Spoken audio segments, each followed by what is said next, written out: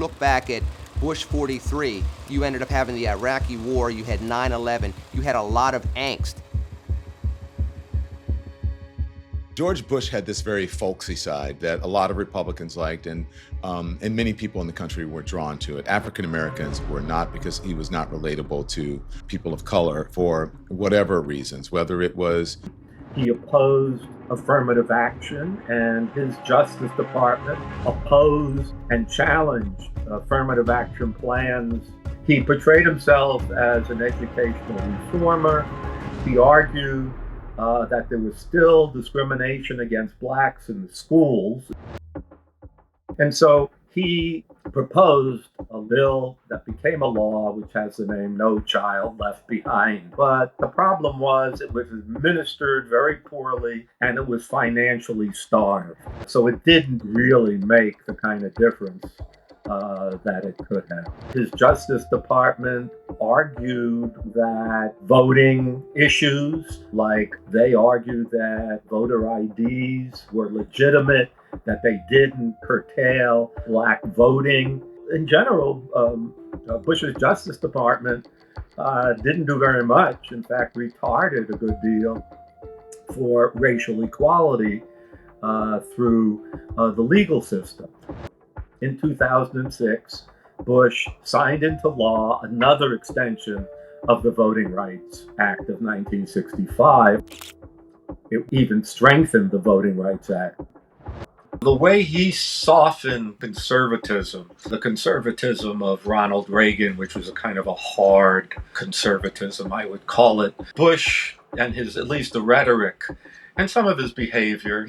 George Bush was smart in putting black people, conservatives, into positions of power. Colin Powell, Condoleezza Rice. So I think it was good that people like Colin Powell, people like Condoleezza Rice were moved and put into positions of power. They certainly did not get the support of the majority of African Americans at that time, but I think that has changed over time. There is nothing wrong with being a conservative and being a black person. You're free to be who you want, although most African Americans don't look at the Republican Party as a party that is out to help black people. Colin Powell and Condoleezza Rice were certainly doing something that was very different, and I think they actually showed the country that there is diversity among African Americans, that we are not a monolith. Two people that lived through the Civil Rights era that people would both castigate in some regards as black Republicans, and then later on in their careers, people would come around to and say, these people do stand up for African Americans, they do speak to principles, and they are consistent on how they view how America should be for everybody. They were actually very moderate. If you consider the kind of Republicans that are in office now, and the MAGA Republicans, the extreme right Republicans, Condoleezza Rice and Colin Powell almost seem like Democrats now. Even someone like Colin Powell could never have a space in the GOP today. I think about Arthur Fletcher, who was a black Republican, who was the architect of affirmative action. Affirmative action was created by a black Republican named Arthur Fletcher. The Republican Party has destroyed his policy. And his son, Paul Fletcher, told me that his father, who has now passed away, would be disgusted at what the GOP has turned into. The black Republicans that you get in the party are now so far from a Colin Powell. They're the likes of Herschel Walker or the likes of Byron Donalds. And then, of course, there was Katrina. And just look at the anger and desperation of the people outside the convention center. We're getting reports that describe it as a nightmare of crime. Human waste, rotten food, dead bodies everywhere. Now, let me start out by saying that many people were responsible for the poor handling of Katrina. The black mayor of New Orleans, the Democratic governor, FEMA's chief, who George Bush had appointed. And Bush made it worse by responding slowly to the damage and devastation done by Katrina. So you're sitting in Air Force One, you're flying back toward Washington, you fly right over New Orleans, and you look out the window. Yes, it's a huge mistake. And it made you look so out of touch. Detached. Like he said that his FEMA chief was doing a great job when everyone knew it was terrible job. My intention was simply to say to somebody who's working hard, keep working hard. It turns out that those words became a club for people to say, well, this guy's out of touch. About a week after the storm hit, NBC aired a telethon. I hate the way they portray us in the media. If you see a black family, it says they're looting. See a white family, it says they're looking for food. George Bush doesn't care about black people. You remember what he said? Yes, I do. Call me a racist. Well, what he said was George Bush doesn't care about black people. That says he's a racist. And I didn't appreciate it then, and I don't appreciate it now. It's one thing to say, I don't appreciate the way he's handled his business. It's another thing to say this man's a racist. I resent it. It's not true. And it was one of the most disgusting moments of my presidency. And he left office with only a 29% approval rating. People forget that Bush 43 left office 1 month after he had shoes thrown at him overseas. And the American people were not outraged that their commander-in-chief went through this. A lot of them said it serves him right. 2008, the Democrats, of course, still needed to come up with it. Both parties needed new candidates because Bush's 2 terms in office had elapsed. But you had a very unusual person who didn't really have a lot of national political experience. Barack was very unknown when he ran for president. He was in the Illinois Senate, and he hadn't even finished his first term. So people didn't really know who he was. In the last Democratic convention that nominated John Kerry in 2004, he had given a speech which electrified the convention. Even as we speak, there are those who are preparing to divide us.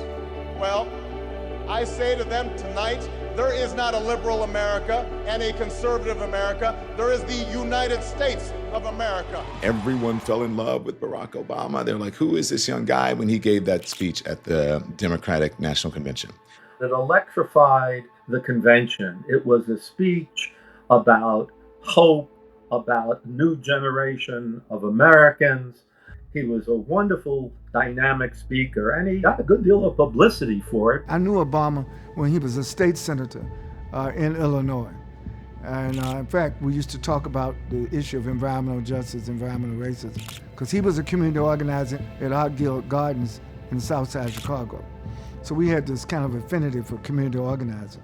No one ever thought that a black man would be voted understanding the dynamics of race in this country. Because as a country, we still haven't dealt with the issue of race.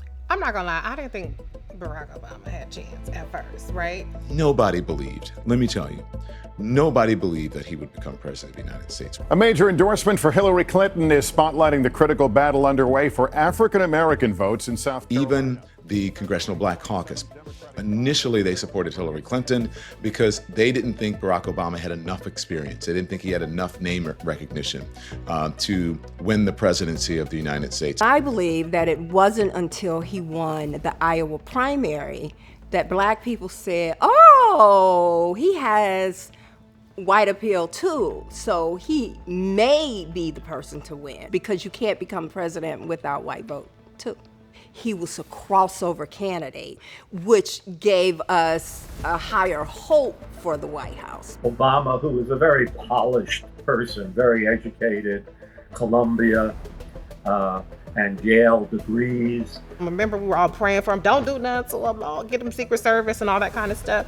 There was fear, but there was also a sense of defiance of like, we're gonna make this happen. And I appreciate that President Obama, then Senator Obama, showed us the power that we have to be the ones who decide the course of this country. So it was such an empowering moment, and it was a defiant moment. Okay, so desperately, John McCain brings in Sarah Palin, who seems like she had never read a newspaper in her life. We all remember that infamous Katie Couric interview, "What do you read?"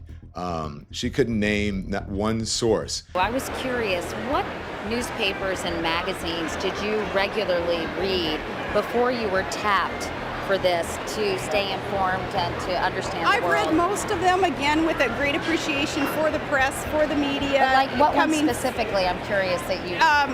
all of them, any of them that have been in front of me over all these years. She didn't know anything about foreign policy.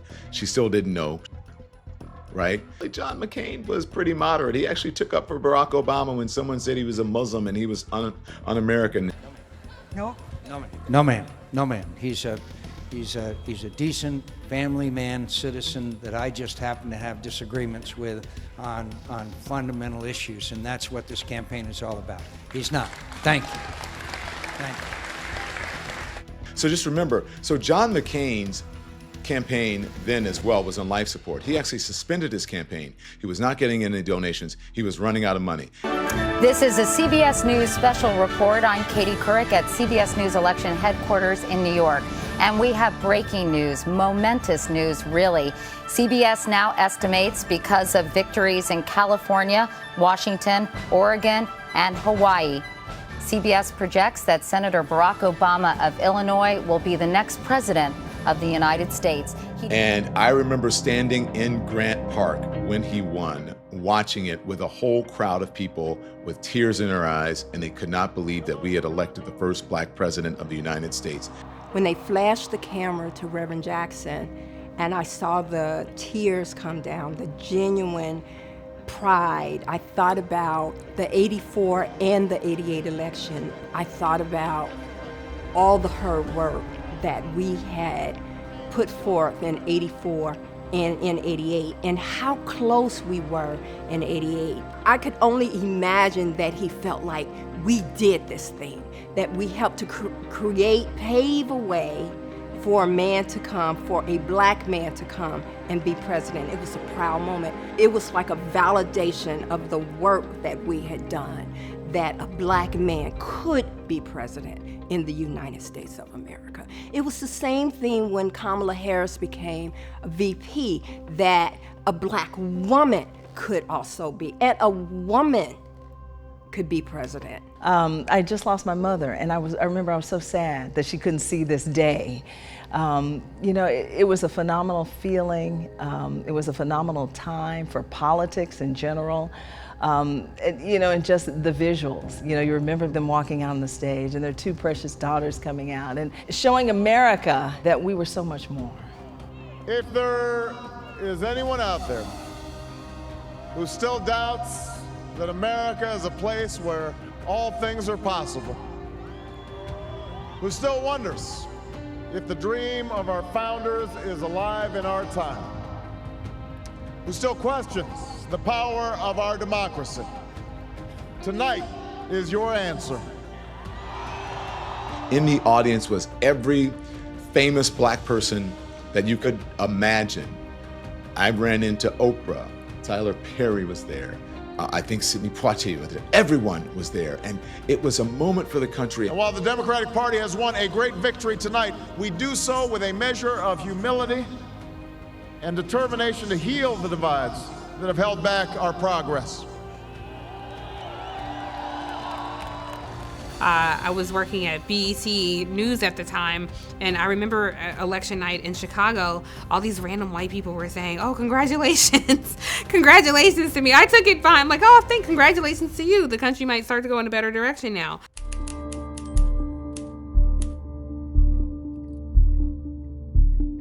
After terrorist attacks, hurricanes, and two unending wars, Mr. Bush is now battling the worst financial crisis since 1929.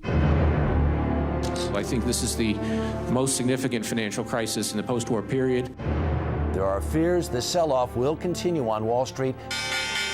Soaring gas prices, falling home prices, and rising unemployment. The 9 weeks between the time that Barack Obama was elected president and when he was sworn in, it was holy hell. For even as we celebrate tonight, we know the challenges that tomorrow will bring are the greatest of our lifetime. We've got at least 5 institutions that are bombs ready to go off at any time. Welcome to the White House.